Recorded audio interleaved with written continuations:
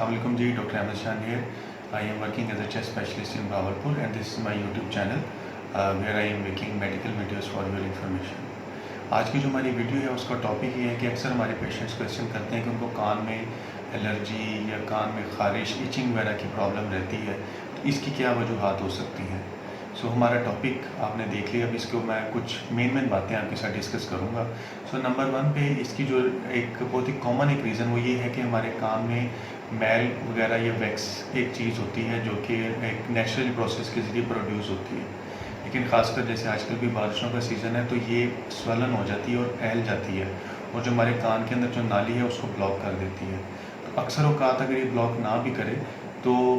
ये जो कानों के अंदर जब होती है तो ये वहाँ पे इचिंग और ख़ारिश वगैरह का बाइस बनती है। दूसरे नंबर पे ये कि अगर आपको किसी चीज़ से एलर्जी है तो वो कान के अंदर एलर्जिक प्रोसेस के ज़रिए आपको ख़ारिश का मसला बन सकती है। तीसरे नंबर पे ये कि अक्सर आप जब जहाज़ पे ट्रैवलिंग करें तो आपके कान के अंदर फ्लूइड्स वगैरह होते हैं, तो अगर उनका बैलेंस डिस्टर्ब हो जाए तो उसकी वजह से भी आपको ख़ारिश वगैरह या इचिंग या एक डिस्कम्फर्ट की फीलिंग आना शुरू हो जाती है।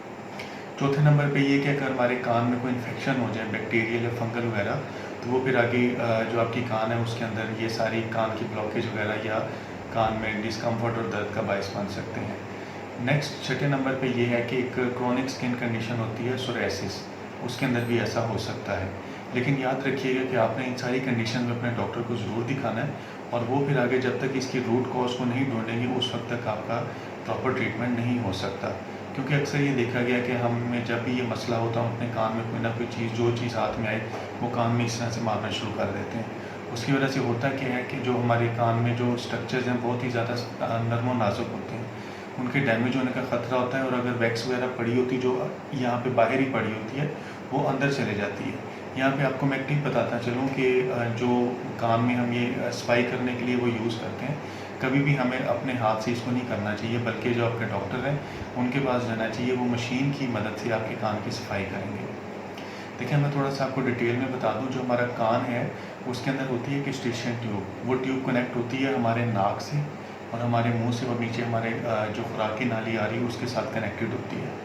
अब होता क्या है कि अगर हमारी नाक में कोई इन्फेक्शन हुई है, हमारी नाक में कोई साइनोसाइटिस हुआ है, कोई पोलिप वगैरह बना हुआ है या कोई रिपीटेड इन्फेक्शंस वगैरह हो रहे हैं, उसकी वजह से जो हमारा कान की नाली है वो कनेक्टेड होती है, तो उसकी वजह से जो उसका वो इम्पैक्ट है वो हमारे कान के ऊपर आता है और हमें कान में भी ऐसे डिस्कम्फर्ट या हमें बेचैनी सी और एलर्जी या इचिंग वगैरह हो सकती है, जिसकी वजह अंदर ये होता है कि जो हमारा मैदा होता है वो बैक फ्लो करता है तेज़ाब का हमारे मुंह की तरफ, जिसकी वजह से हमें कड़वाहट और मुंह में तेज़ाबियत वगैरह की सी फीलिंग होती है, उसके अंदर भी ये हमें ऐसी फीलिंग्स आ सकती हैं। अब होता है कि अगर हम इसको प्रॉपरली अपने डॉक्टर के पास से जाके इसकी तशख़ीस करवा लें तो इसका इलाज मुमकिन है, लेकिन अगर आप अंडरलाइंग डिजीज़ को या अंडरलाइंग जो भी आपको प्रॉब्लम है उसको ठीक नहीं करवाएंगे तो आप कान में जो भी चीज़ करते रहें तो वो ये आपका मसला कंट्रोल नहीं हो सकता। हाँ, अगर किसी को कान में बाहर से कोई चीज़ अंदर चली गई है, कोई बाहर से फॉरेन बॉडी, तो वो भी ये मसला कर सकती है, तो जब तक हम उसको निकलवाएंगे नहीं हमारा मसला हल नहीं होगा।